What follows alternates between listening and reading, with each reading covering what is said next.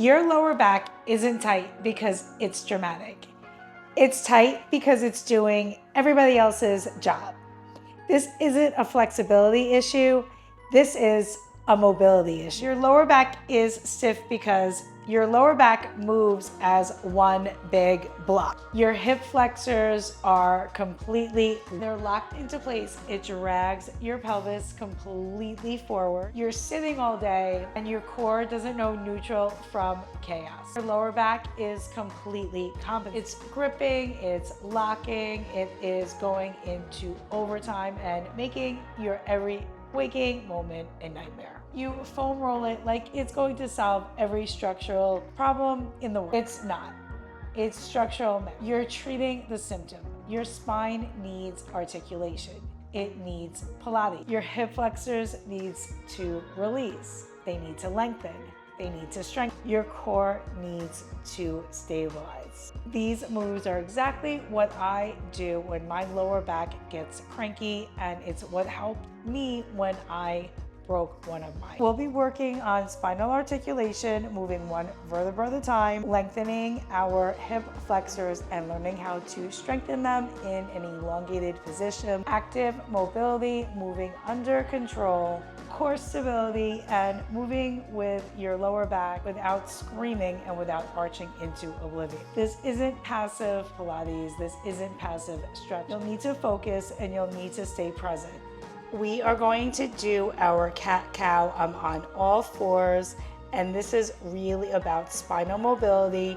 Try to keep your hands right underneath your shoulders, your knees underneath your hips. I'm going to drop my chin down to my chest, and I'm going to send my ribs up to the ceiling. I'm going to breathe in here, and then I'm going to drop my belly down, and I'm really going to see if I can send my tail and my head away from each other at the same time. I'm trying not to hinge, and I'm really trying to round, round, round. Stretching the space in between each vertebra.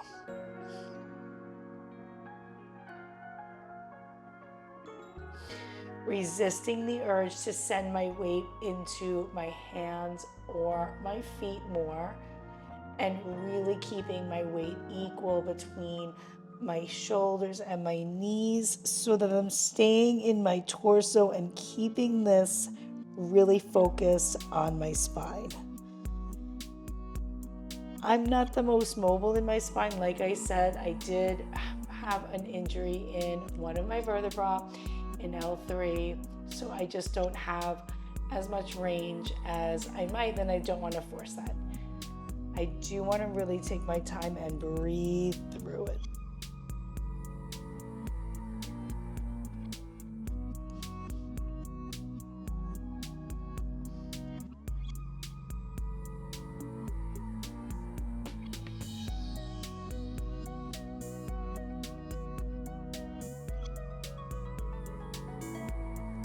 Really pressing into my fingertips so I'm not hinging at my wrists too much.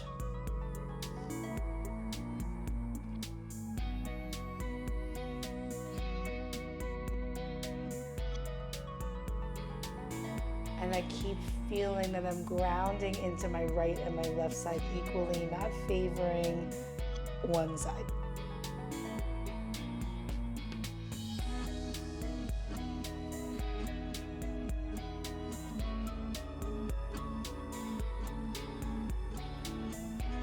Half roll down.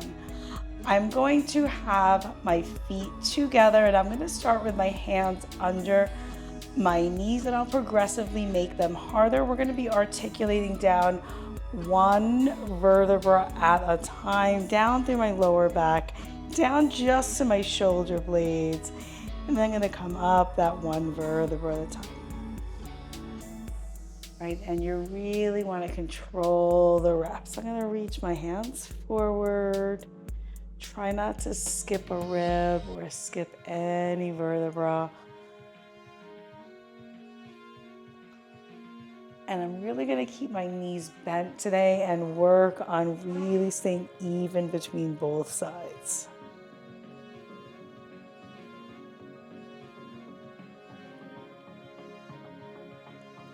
And if you are suffering from a lower back injury, you can make these really small and just really focus on controlling those reps.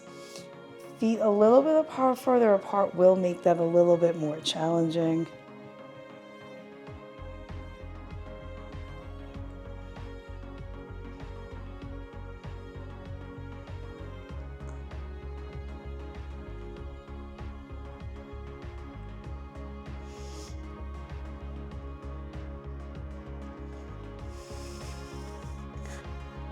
Lower back stays anchored and long.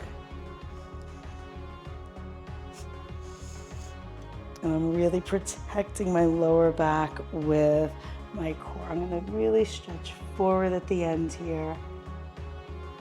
Moving on to our imprinted spine abs. So we will really want to keep our abs in tight, whereas I do a neutral a lot more with a normal class when I had lower back issues. Any physical therapist I worked with, and also when I was training with Ramana, they were really big on imprinting.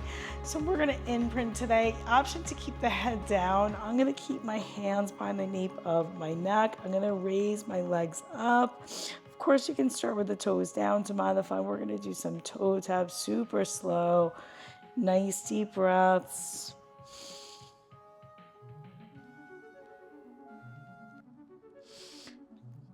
Deep breath in, and really keeping that spine imprinted down.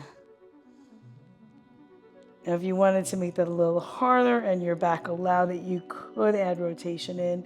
That might make that a little too challenging for some folks.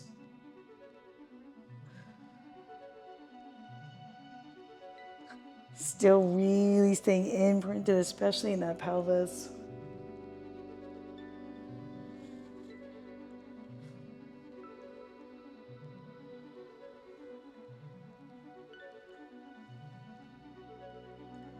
I'm gonna rest here for just a second, taking a deep breath in.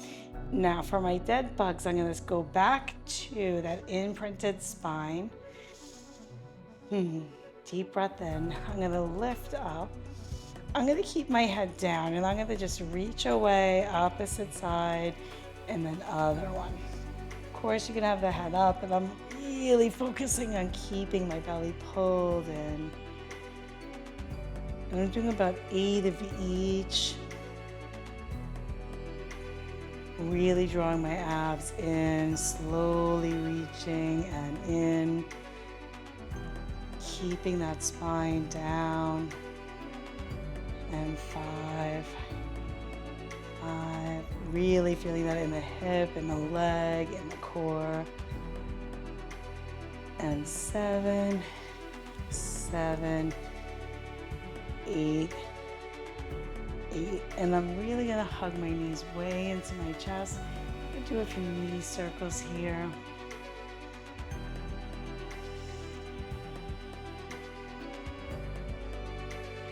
And then the other way.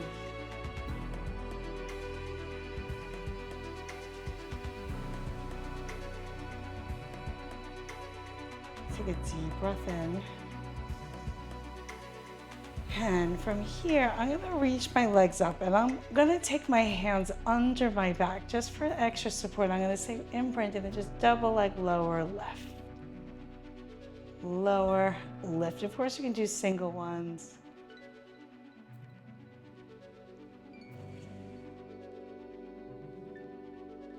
Three more.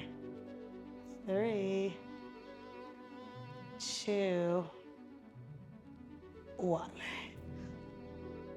And we're gonna go into our deep hip flexor lunge. The trick with this is to really get your hips in the right position. You can have your feet and your knees close together. You can have them wide, but we're gonna really focus on the hip, not arching. So we're gonna take that tail and we're gonna press it forward. You can use, I'm gonna have my hands on my thigh to start, and I'm really gonna press this hip back, and I'm gonna really draw my abs in. Just hold, I'm tucking my pelvis. I'm gonna shift forward. I'm gonna keep my knee about over that midfoot. I'm gonna just keep really pressing the pelvis so I feel this in the hip, on this back hip, not so much in the front leg. I'm really aiming for that hip flexor stretch.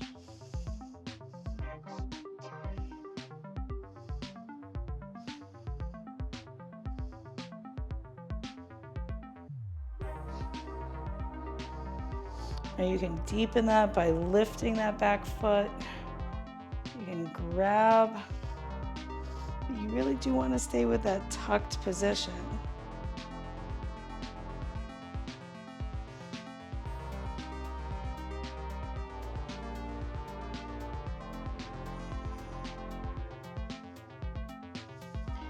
Switching this up to the other side.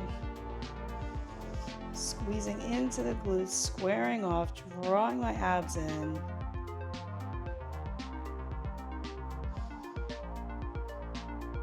You can always double up your mat. Make sure you're not arching. You really won't feel their hip flexor, which is, if you're sitting a lot, what you want to stretch. And I'm going to reach.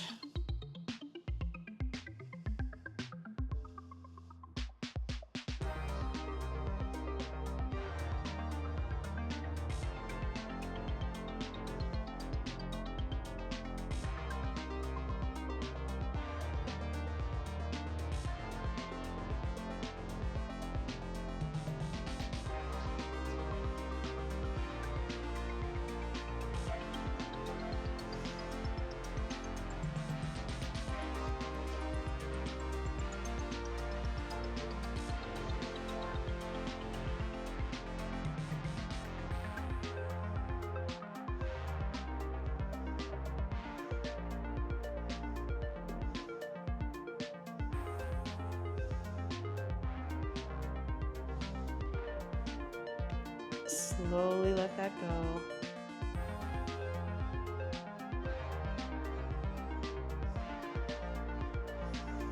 Now that we've opened our hips, we're gonna go into our warrior series. So I'm gonna have a big distance between my feet.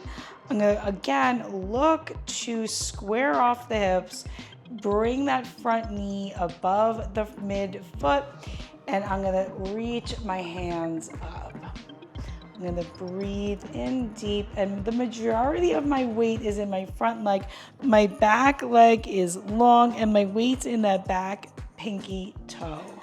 5 deep breaths here, or 45 to 60 seconds.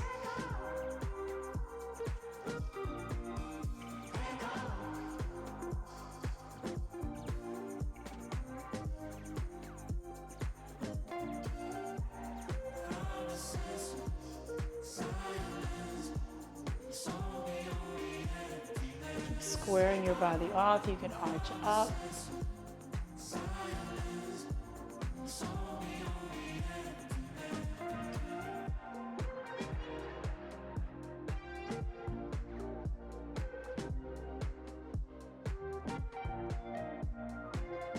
And then come out of it and switch to that other side.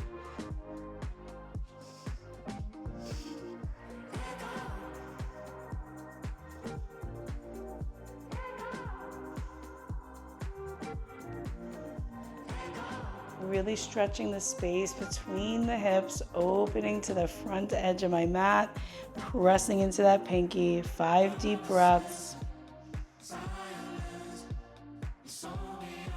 Staying active, no muscle is sagging.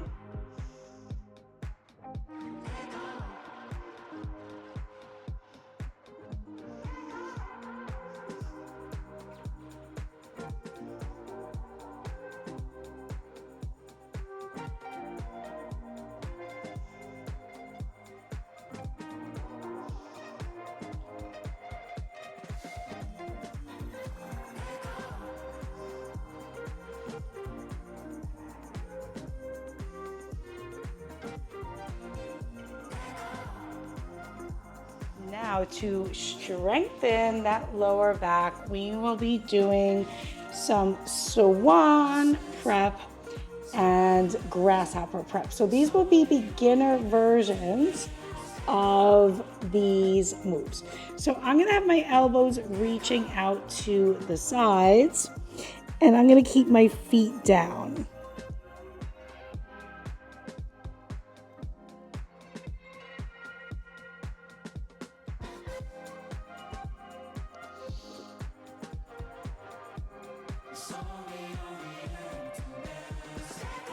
Now my pelvis is staying planted down and I'm lifting up really slow. A full swan I would do much bigger, but this is really what I'd recommend when you're first starting out.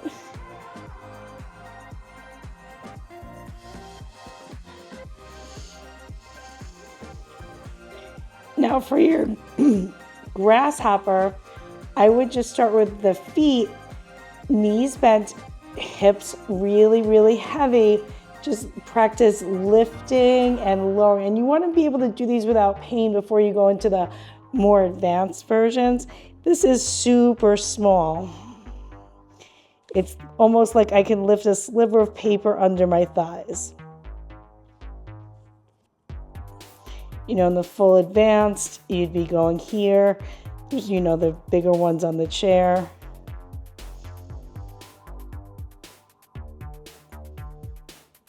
And I'm gonna go ahead and take a child's pose here.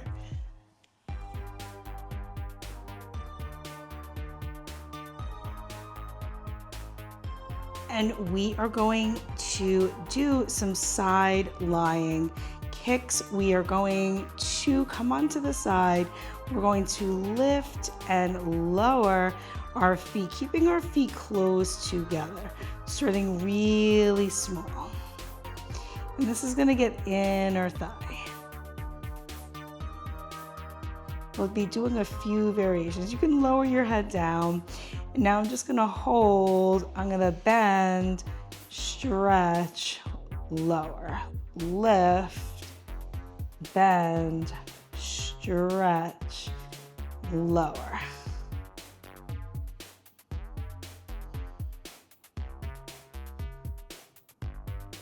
Now I'm going to bend and I'm going to release, and I'm going to go into around the clamshells. Of course, if you have a band, you could do it with a band. Keeping my heels together and my toes apart. And then I'm going to lift, kick, bend, release, lift, kick, bend, release.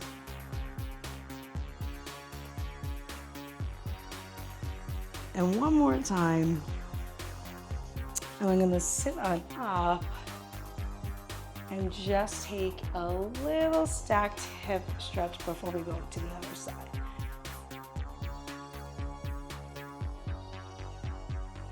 And let's come on over to the other side.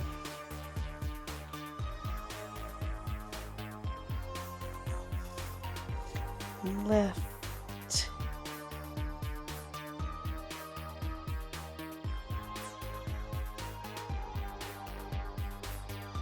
And now lift, bend, and reach. Definitely feels more challenging on this side.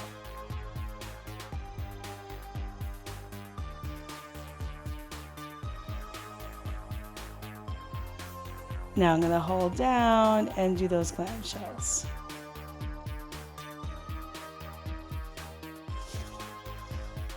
And I'm going to add that kick in.